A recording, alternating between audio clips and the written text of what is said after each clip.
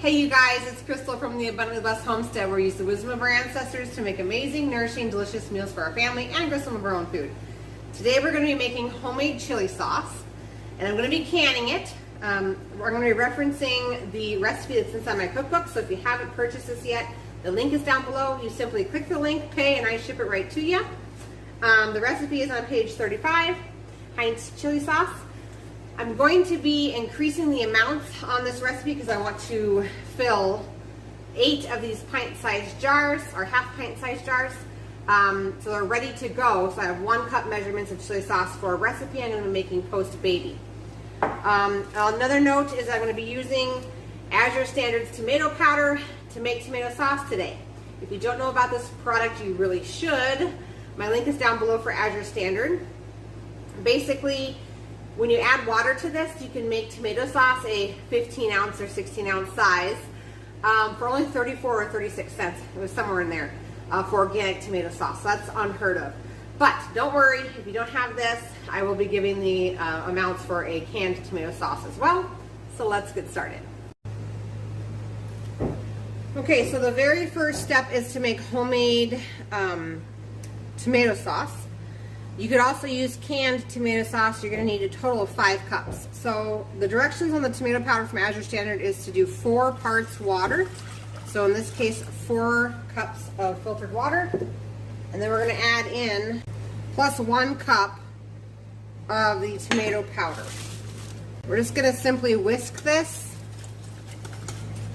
It will thicken as it sits. So don't be concerned as you're mixing this product that it's not thick like what you would get into the store, because it does thicken up within a matter of minutes of just sitting. If you do have larger clumps, you're going to want to break those up with your finger because they won't break down inside the water. Next ingredient is 1 cup of raw apple cider vinegar.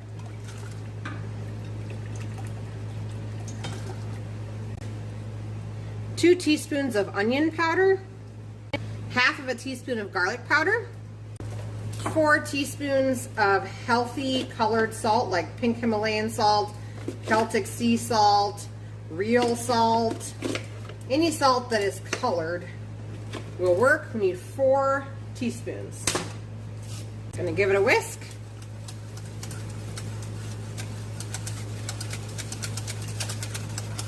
One cup of honey. You could also use maple syrup. Give it a whisk, and then we're going to go ahead and turn the burner on over medium heat to start simmering this. 4 teaspoons of lemon juice. You want to make sure you're using a good quality lemon juice. I buy this one from Azure Standard. It is nothing but squeezed lemon juice, no preservatives, no weird ingredients like the green bottles inside the grocery store. I just realized I was 1/3 of a cup short on the honey, so it's actually 1 1/3 cup of honey or maple syrup. While this is coming up to a simmer, I'm going to go ahead and start warming up my water in my water bath canner. This can also be pressure canned, but the acid level in this is high enough to go ahead and water bath can it safely. So as soon as this comes to a simmer, we're going to fill our half pint sized jars, put hot lids on and rings. Okay, so this recipe did indeed fill up 8 pint jars. I went ahead and wiped my rims with vinegar. The jars were filled to 1 inch headspace. I'm going to go ahead and add my superb lids. If you do not know about the superb canning lids, you should try them. Azure Standard sells them for the best price. My link for Azure Standard, once again, is down below. Like I said, these are going to get water bathed for 20 minutes.